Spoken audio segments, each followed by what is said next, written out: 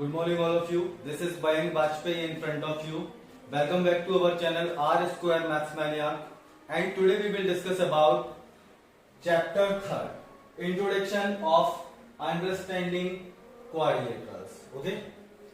So here we will start with the first topic to understanding the quadrilaterals is we have to first know about polygons. So what is polygons? So polygons is a closed figure which is made up of line segment. Polygons वो closed figure हैं जो line segment से बने हुए हैं. Line segment हमें पता है क्या होता है? वो होता है कि कोई दो फिक्स्ड पॉइंट हैं, दो फिक्स्ड पॉइंट के बीच में जो लाइन ड्रॉ की जाती है उसे हम कहते हैं लाइन सेगमेंट. इसकी एक डेफिनेट लेंथ होती है, डेफिनेट मेजरमेंट होती है, उसे हम क्या कहते हैं? Line segment. तो पॉलीगॉन्स में हमने क्या किया कि पॉलीगॉन्स बहुत अच्छे से समझना है, आर द क्लोज्ड फिगर या कर्व कह सकते हैं, फिगर ज्यादा बेटर है, which is made up of line segment. ये इसकी हो गई डिफरेंट. ओके, अब जैसे हमने देखा एग्जांपल में बात करें तो ये देखिए यहां पर कितनी जो लाइन सेगमेंट है, ये 1, ये 2 और ये 3. इसे हम क्या कह देते हैं? Triangle. Triangle is also a polygon. अगर हम बात करें ये देखिए rectangle, parallelogram. Okay, so these all are polygons. So first we have to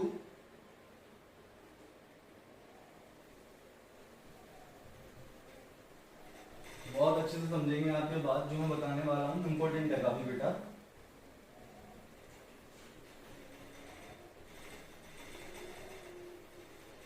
देखिए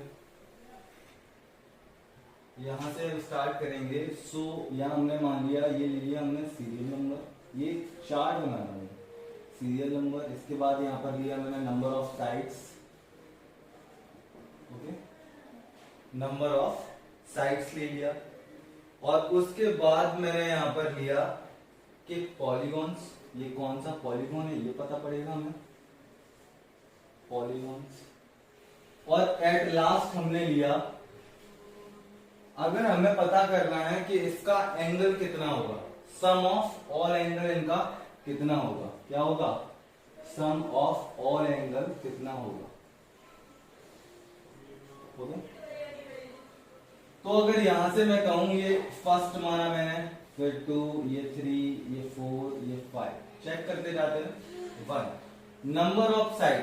एक बात ध्यान रखें कि अगर आप कोई टू लाइंस लेते हैं, टू लाइंस में कभी भी आप क्लोज्ड फिगर नहीं बना सकते.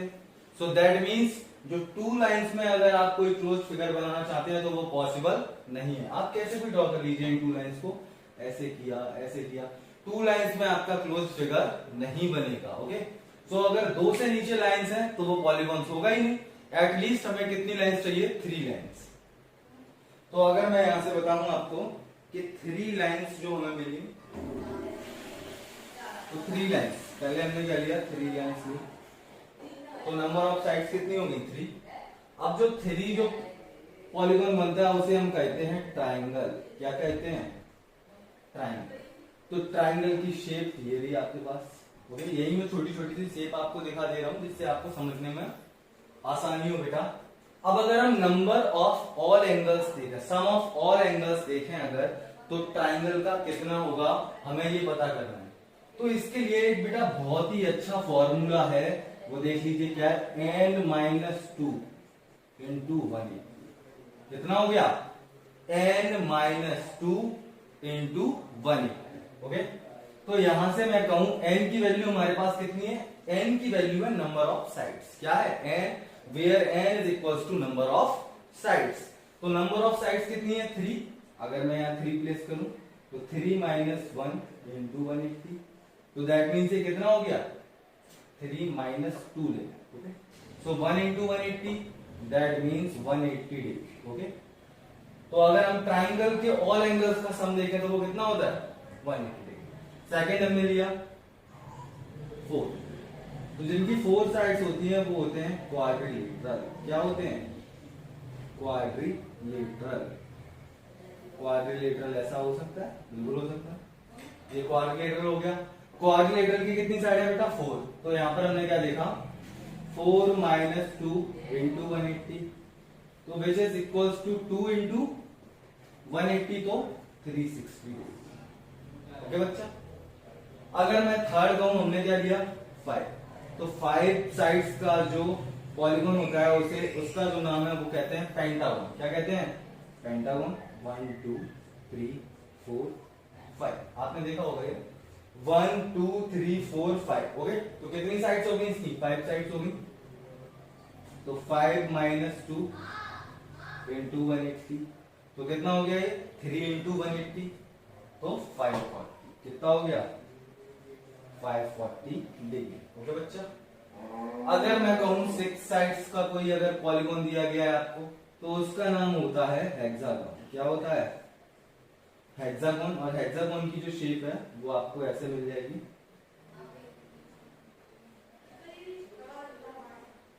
देखिए 1 2 3 4 5 6, ये हेक्सागोन हो गया।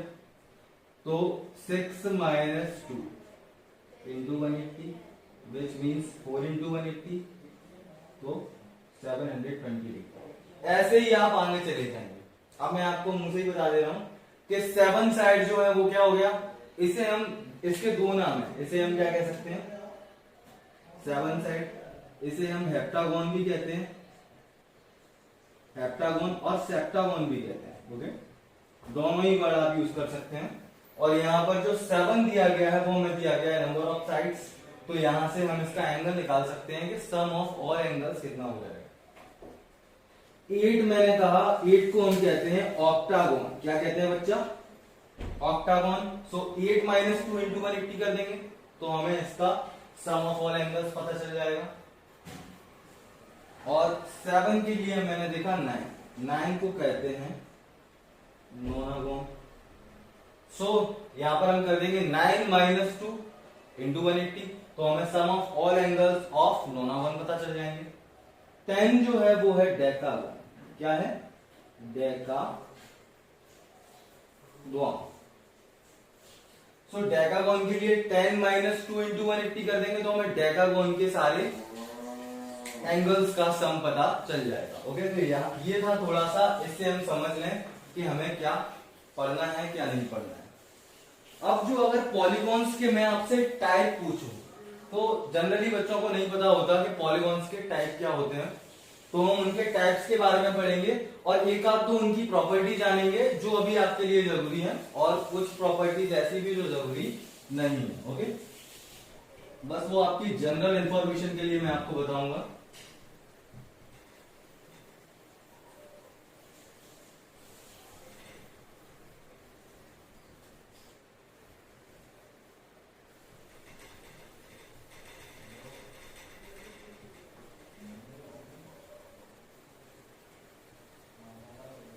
सो हियर अगर अब मैं आपसे कहूं तो वो फॉर्मूला आपको बहुत अच्छे से लर्न होना चाहिए। अगर आप उसे चाहें तो लिख सकते हैं कि sum of all angles of a polygon अगर हम निकालना चाहते हैं तो n माइनस 2 इंटू 180 लगाएंगे आप। वहां से आपको क्या पता चल जाएगा बच्चा, जो 180 है उसका आपको मल्टीप्लाई कर देना है, वहां पर जो n की वैल्यू होगी वो होगी नंबर ऑफ साइड्स को लेकर।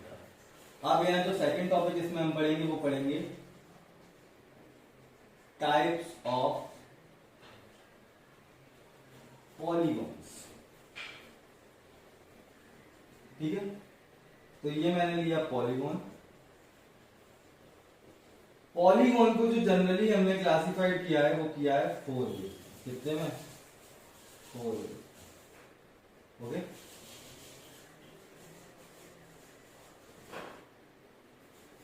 तो जो पहला टाइप होता है उसे हम कहते हैं कॉनकेव। कॉनकेव पॉलीगॉन, दूसरा जो है वो कॉन्वेक्स पॉलीगॉन, तीसरा जो है वो रेगुलर पॉलीगॉन। ये आपने 6th क्लास में भी पढ़ा होगा, 7th में भी पढ़ा होगा रेगुलर पॉलीगॉन के बारे में। और एट लास्ट हो गया इरेगुलर पॉलीगॉन। तो ये कुछ पॉलीगॉन्स दिए गए हैं आपको। ओके बेटा, अब यहां से मैंने आपसे कहा कि अगर कॉनकेव एंगल है, कॉनकेव पॉलीगन है, तो इसमें क्या होता है, one angle greater than 180 degree. जो एक एंगल होगा इसका वो 180 डिग्री से बड़ा होगा। तो यहां हम लिख देंगे one angle is greater than 180 degree. ये पहचानने के लिए, किसके लिए बेटा, पहचानने के लिए है कि एक एंगल अगर किसी भी पॉलीगॉन का हमें 180 डिग्री से बड़ा मिल रहा है तो वो कैसा पॉलीगॉन हो गया, कॉनकेव पॉलीगॉन। कैसा हो गया, कॉनकेव पॉलीगॉन। सेकंड वाले में अगर मैं बताऊं यही बात, तो यहां पर क्या होता है कि जो तीनों इंटीरियर एंगल है, जो तीनों या फिर ऑल इंटीरियर एंगल मान लें हम इसके, अगर मैं ट्राइंगल की बात करूं तो 3 मान सकते हैं, क्वाड्रिलेटरल की बात करूं तो 4, पेंटागन की तो 5, हेक्सागन की तो 6 एंड सो ऑन। तो अगर मैं आपसे कहूं all interior angle less than 180 degree, तो यहां हमने क्या लिखा, all interior angle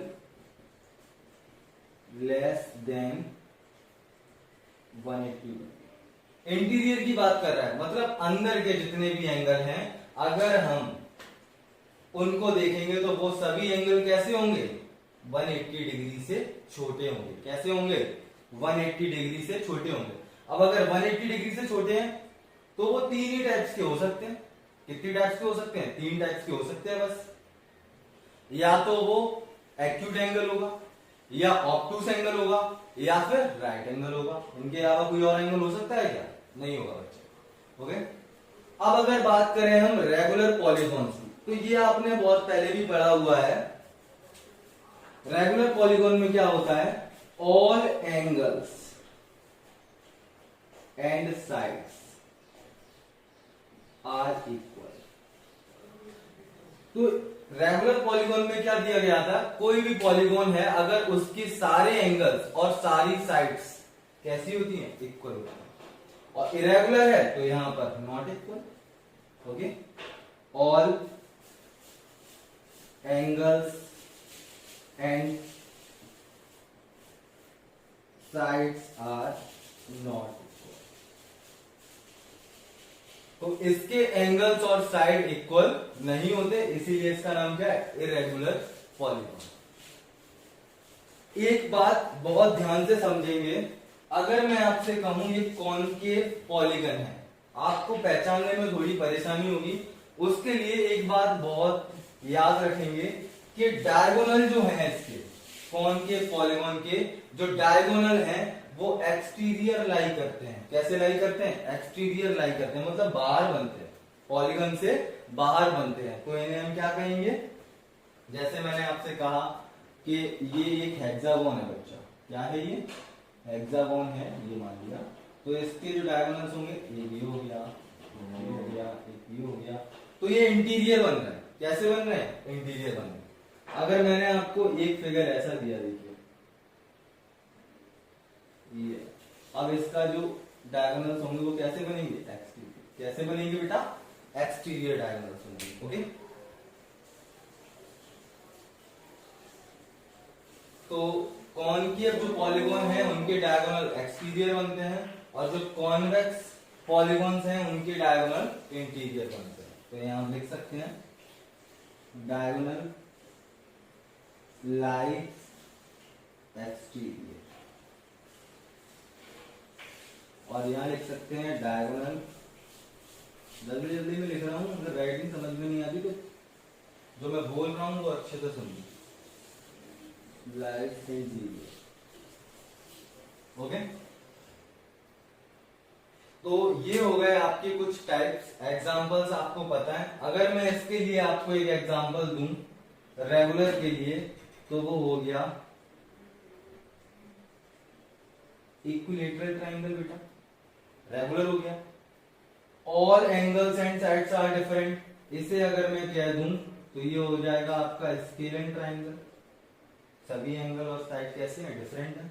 equilateral triangle, each angle 60 degree का, और साइड भी अगर आप देखें उनकी तो कितनी हो जाएगी, जो गिवन है अगर वो ए गिवन है तो बाकी की दो साइड भी ए और ए ही होंगी। ओके, अब हम बात करेंगे क्वाड्रिलेटरल्स की, जो इस चैप्टर में हमें पढ़ना है। पॉलीगॉन्स तो देखने आपने देख लिए, बहुत सारे होते हैं, लेकिन हमें जो पढ़ना है, ट्राइंगल्स हम पीछे पढ़ चुके हैं, लेकिन अब जो हम पढ़ेंगे वो पढ़ेंगे क्वाड्रिलेटरल। तो क्वाड्रिलेटरल की बात समझिएगा।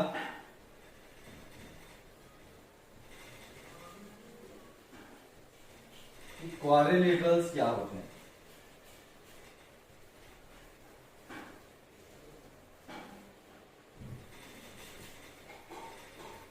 इस चैप्टर में सब कुछ समझने से है, कोई कंसेप्ट नहीं है।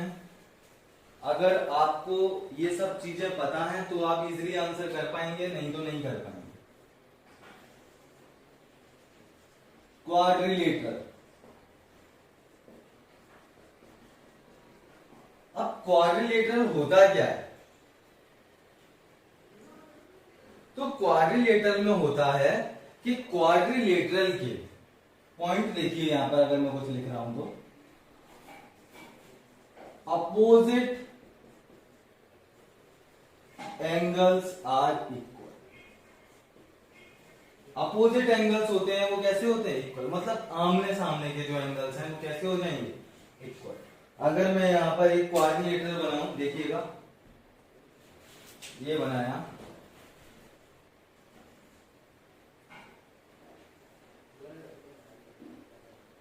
ये मान लिया बच्चा, तो ये जो एंगल है और ये एंगल है, इसे नाम दे दिया ए, बी, सी और D.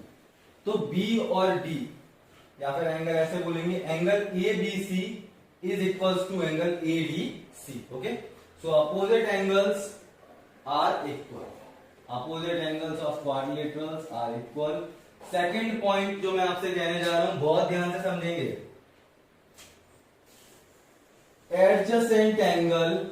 adjacent angle of quadrilateral are supplementary। कैसे होते हैं, सप्लीमेंट्री।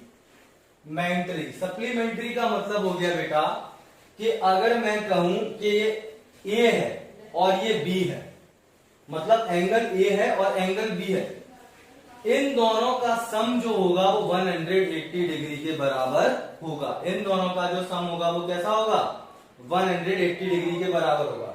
अब यहां पर एक न्यू वर्ड आया, एडजेसेंट, इसे इंट्रोड्यूस कर लेते हैं। एडजेसेंट, एडजेसेंट का मतलब होता है, देखिए ये हो गया और ये हो गया, मतलब बगल बगल के। कैसा हो गया, बगल बगल के, करस्पॉन्डिंग, कैसे हैं, बगल बगल के। तो ये वाला और ये वाला आपस में कैसे हो गए, सप्लीमेंट्री एंगल। कैसे हो गया, तो अगर मैं कहूं angle A plus angle B is equal to कितना हो जाएगा, 180 डिग्री। यहां लिख सकते हैं angle A plus angle B is equal to 180 degree, क्योंकि ये क्वाड्रिलेटरल है और क्वाड्रिलेटरल में जो एडजेसेंट एंगल होते हैं, एडजेसेंट एंगल का मतलब बगल बगल में। ऐसा नहीं है कि ए और बी होगा, बी सी भी हो सकता है, सी डी भी हो सकता है, डी ए भी हो सकता है और ए बी भी हो सकता है, कोई प्रॉब्लम। और ऐसे भी नहीं कहेंगे कि सिर्फ हम क्लॉकवाइज चलेंगे, एंटी क्लॉकवाइज भी चल सकते हैं। एडी भी आपस में कैसे हैं, एडजेसेंट, बीसी भी कैसे हैं, एडजेसेंट, सीबी भी कैसे हैं, एडजेसेंट, ये सारे एडजेसेंट है। तो एडजेसेंट एंगल्स का जो सम है वो कितना है, 180 डिग्री। ओके, अगली प्रॉपर्टी देखते हैं। अगली प्रॉपर्टी है sum of all angles of quadrilateral is equals to 360 degree. क्या हो गया बच्चा, अगर हम इन चारों एंगल का सम करें तो वो किसके इक्वल मिलेगा, 360 डिग्री के। हमने देखा था ये n-2 का फॉर्मूला प्लेस किया था क्वाड्रिलेटर में, क्योंकि क्वाड्रिलेटर में कितनी साइड्स होती हैं? 4 साइड्स। तो 4 - 2 × 180 which means is equals to 360 degree, क्योंकि 2 × 180 is equals to 360 डिग्री। तो ये थर्ड प्रॉपर्टी है इसकी कि sum of all angles of quadrilateral equals to the 360 degree. अगर हम angle A, angle B, angle C और एंगल डी को ऐड करते हैं तो हमें कितना मिलेगा? 360 डिग्री। अगर मैं यहां से बोलूं आपको फोर्थ प्रॉपर्टी इसकी क्या होगी? डायगोनल्स ऑफ क्वाड्रिलेटरल, आवाज मत करो, bisect each other. Diagonals of quadrilateral bisect each other. Okay, तो यहां से क्या हो गया? ये डायगोनल्स हैं AC और ये हो गया BD। ओके, तो AC और BD ये दो डायगोनल्स हैं, ये आपस में क्या कर रहे हैं? बाइसेक्ट कर रहे हैं। देखिए क्या कर रहे हैं? बाइसेक्ट कर रहे हैं। तो क्वाड्रिलेटरल मतलब ये समझ लीजिए आप, कोई भी टाइप हो क्वाड्रिलेटरल का वो बाइसेक्ट जरूर करेगा। अब हमने बात की है टाइप की, तो इसका मतलब ये है कि इसमें कुछ टाइप्स भी होंगे। तो देख लेते हैं वो टाइप्स क्या हैं और उनकी प्रॉपर्टीज क्या है। ये क्वाड्रिलेटरल से संबंधित कुछ प्रॉपर्टी हैं जो आपको पता होनी चाहिए।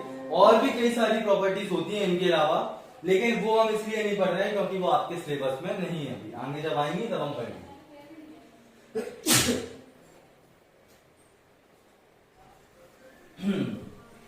So here listen to me very carefully.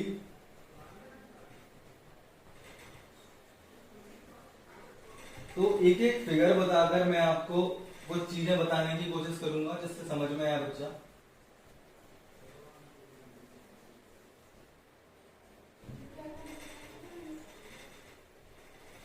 अब हम बात करेंगे टाइप्स ऑफ क्वाड्रिलेटरल की। किसकी बात करेंगे?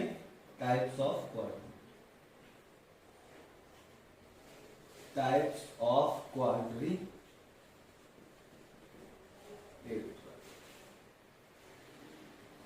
तो ये क्वाड्रिलेटरल्स जो हैं उन्हें 3 टाइप्स में क्लासिफाई किया गया है। कितनी टाइप्स में क्लासिफाई किया गया है? 3 टाइप्स में। बहुत अच्छे से समझेंगे वो 3 टाइप्स क्या क्या है।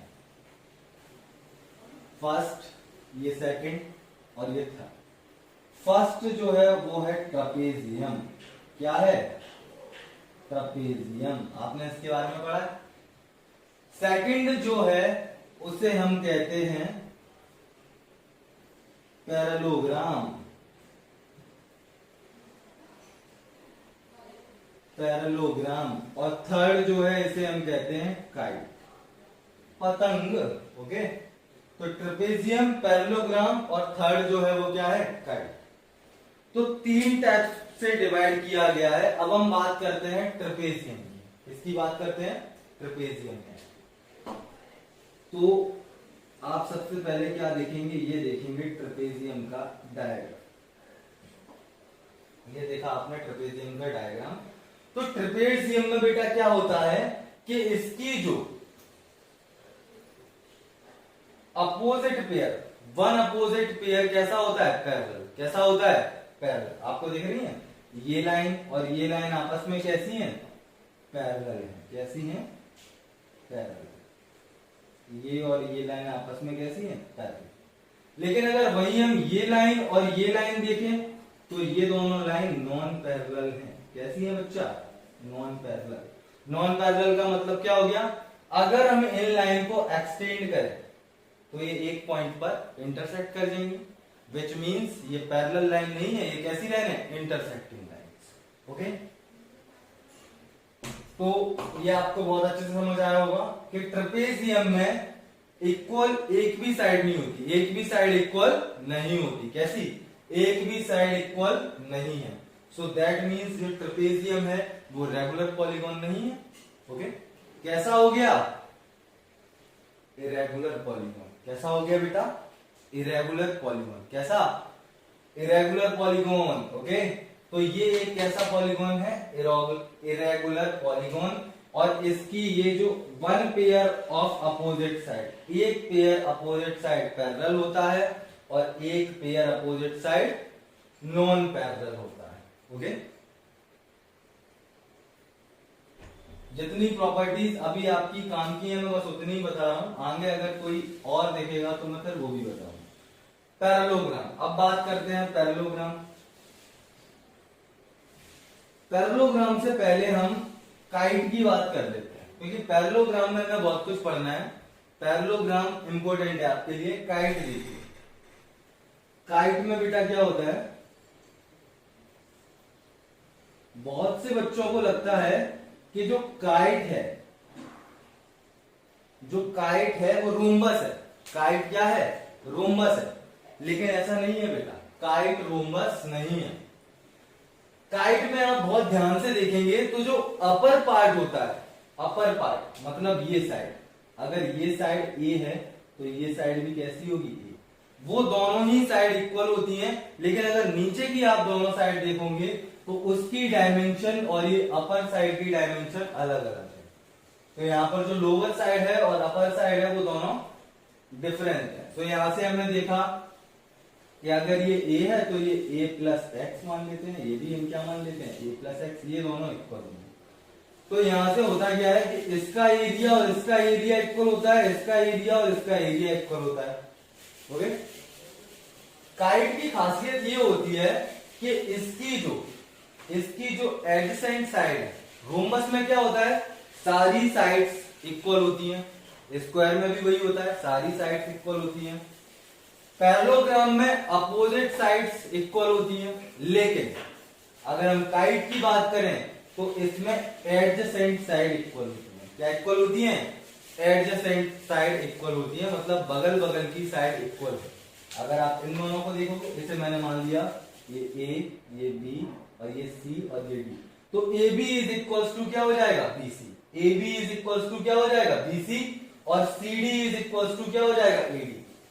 अगर आप ऐसा लिखना चाहते हैं कि A B is equal to A D, तो वो गलत है। A B is not equal to A D, A B is not equal to A D, ये दोनों आपस में इक्वल नहीं होंगे। ओके,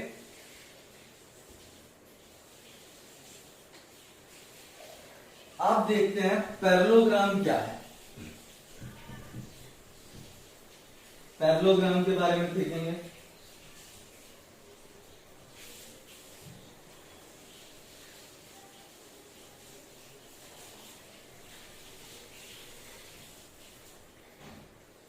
इसे मैं हटा रहा हूं यहां से बेटा, बस सब कुछ समझने के ऊपर है, आप कितना समझ पा रहे हैं इसे। ओके, तो अब हम पढ़ेंगे पैरेललोग्राम। क्या पढ़ेंगे, पैरेललोग्राम। तो बहुत ध्यान से देखिए, पैरेललोग्राम में जो सबसे पहले हम पढ़ेंगे वो पढ़ेंगे स्क्वायर। सेकंड जो हम पढ़ेंगे रेक्टेंगल। थर्ड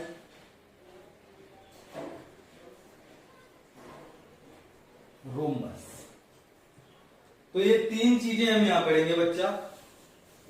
स्क्वायर, स्क्वायर आप जानते हैं क्या होता है, ये हो गया स्क्वायर, ये मान लिया एक स्क्वायर है। स्क्वायर में क्या होता है, ए बी सी डी।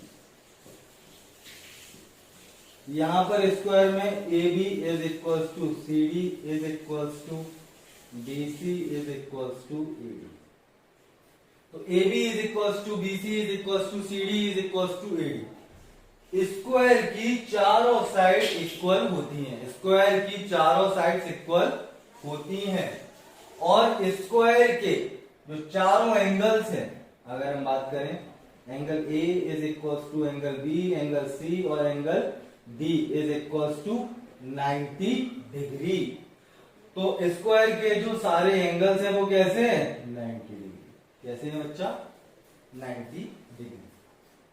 दूसरा, अगर हम स्क्वायर के डायगोनल्स देखें, क्या देखें, डायगोनल्स। तो डायगोनल्स बी स्क्वायर के कैसे होते हैं, equal. AC is equals to B. Diagonals भी कैसे होगा, equal. And diagonals are also bisect each other. और जो डायगोनल्स हैं वो आपस में बाइसेक्ट भी करते हैं। और जहां पर ये बाइसेक्ट करते हैं तो वहां पर 90 डिग्री पर बाइसेक्ट करते हैं। कितने पर, 90 डिग्री पर।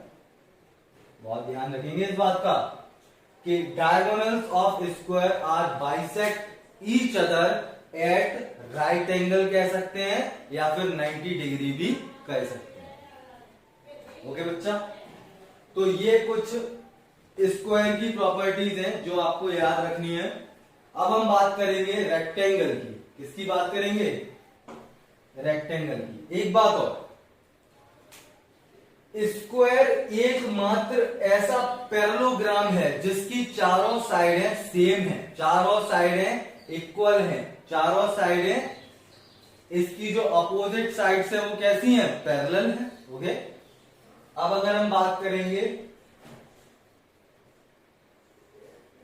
रेक्टेंगल की, तो रेक्टेंगल वो पैरेललोग्राम है जिसकी अपोजिट साइड सेम है और पैरेलल है। मतलब अपोजिट साइड से इक्वल होती हैं और अपोजिट साइड्स पैरेलल भी होती हैं। यहां पर अगर मैं लिखूं तो ए बी, ये सी और ये डी, तो ए बी जो इक्वल होगा, रेक्टेंगल के लिए देख रहे हैं, ए बी जो इक्वल होगा वो किसके इक्वल होगा, सी डी के। और ए डी जो इक्वल होगा वो किसके इक्वल होगा, बी सी के। Opposite sides are equal, but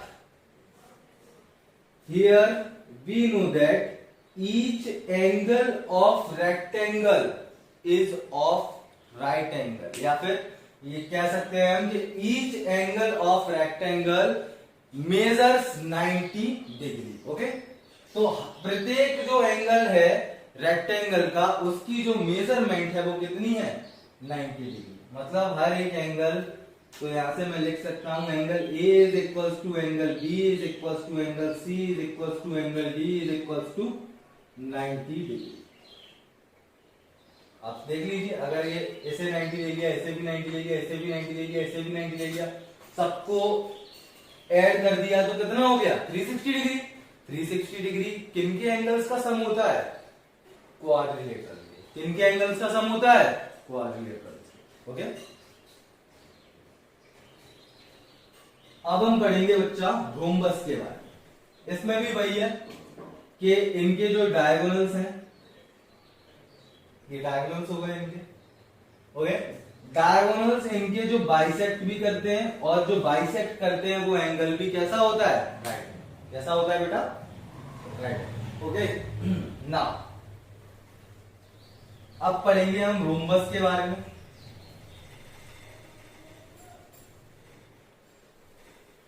ये सारी चीजें बस आपको याद रखनी है। क्वेश्चन में सॉल्व करने जैसा कुछ भी नहीं है कि इनमें हमें प्रॉपर्टी लगानी है, इनका एरिया का फॉर्मूला लगाना है या फिर इनका कुछ, बस हमें इनकी प्रॉपर्टीज के बारे में पता होना चाहिए हल्का फुल्का। ज्यादा हमें कुछ जानने की जरूरत नहीं है यहाँ। वो सब जब हम पढ़ेंगे आपके हायर क्लासेस में, 9th में 10th में, हम अच्छे से पढ़ेंगे। पैरेललोग्राम के बारे में भी पढ़ेंगे, ट्राइंगल्स के बारे में भी पढ़ेंगे।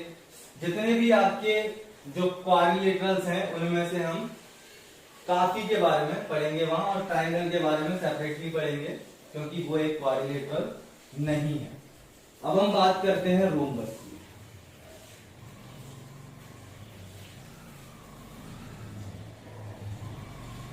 ये है बच्चा रोम्बस। क्या है ये, रोम्बस। तो ये एक रोम्बस है और रोम्बस में होता है कि ए बी सी और डी। पैरेललोग्राम में मैंने आपसे क्या कहा था, अपोजिट साइड्स इक्वल होती हैं और पैरेलल होती हैं। इनकी अपोजिट साइड्स तो पैरेलल होती हैं बल्कि ऑल साइड्स आर इक्वल भी है। तो BC is equal, AB is equal to BC is equal to CD is equal to DA और AD एज वेल। सो इनकी सारी साइड्स कैसी होती हैं, आपस में इक्वल होती हैं। एक बात बहुत ध्यान से देखेंगे, इनके जो एंगल्स हैं वो 90 डिग्री के नहीं है। इनके जो एंगल्स हैं वो 90 डिग्री के नहीं है, क्योंकि ये जो साइड होती है इनकी वो स्लाइटली बेंड रहती है। कैसी रहती है? स्लाइटली बेंड रहती है, स्लोप में रहती है। स्लाइटली बेंड होने का मतलब है हल्का सा झुकी हुई होती है, जिसकी वजह से इनका एंगल राइट एंगल ना बनकर ये वाला एंगल हो जाता है। कैसा देखेंगे आप? ये देखिए, ये एंगल कैसा हो गया? एक्यूट। कैसा हो गया? एक्यूट। जबकि अगर ये एंगल देखें तो कैसा हो गया? ऑब्ट्यूस। इसका मतलब क्या हो गया? ये एंगल तो हो गया आपका बिलो देन 90 डिग्री और ये एंगल हो गया अबव देन 90 डिग्री। कोई प्रॉब्लम? सेम उधर ऐसा ही हो जाएगा, जैसा यहां देखा है वैसा यहां भी हो जाएगा। सो दोनों तरफ आप क्या देखेंगे, लेकिन इनका एंगल जो है 180 डिग्री से ज्यादा कभी नहीं होगा। इससे ज्यादा कभी नहीं होगा, 180 डिग्री से कम ही होगा, बल्कि 180 डिग्री से हमेशा कम होगा, क्योंकि 180 डिग्री क्या हो जाती है? Straight line. क्या हो जाती है? Straight line. और स्ट्रेट लाइन बनाकर क्या हम रोम्बस फॉर्म कर सकते हैं? नहीं कर पाएंगे। स्ट्रेट लाइन का मतलब क्या हो गया कि वहां दो लाइन ऐड होगी। अगर हम स्ट्रेट एंगल देख रहे हैं तो दो लाइन ऐड होगी, दो लाइन ऐड होगी। अब दो लाइनें, ये मान लीजिए ये हो गया, ये हो गया ए बी और बी सी। अब यहां से आप दो लाइनें ये लेकर जाएंगे तो ऊपर क्लोज फिगर कैसे बनेगा? नहीं बनेगा। क्लोज फिगर नहीं बनेगा तो फिर रोम्बस भी नहीं होगा और ना ही पॉलीगॉन होगा और ना ही क्वाड्रिलेटरल।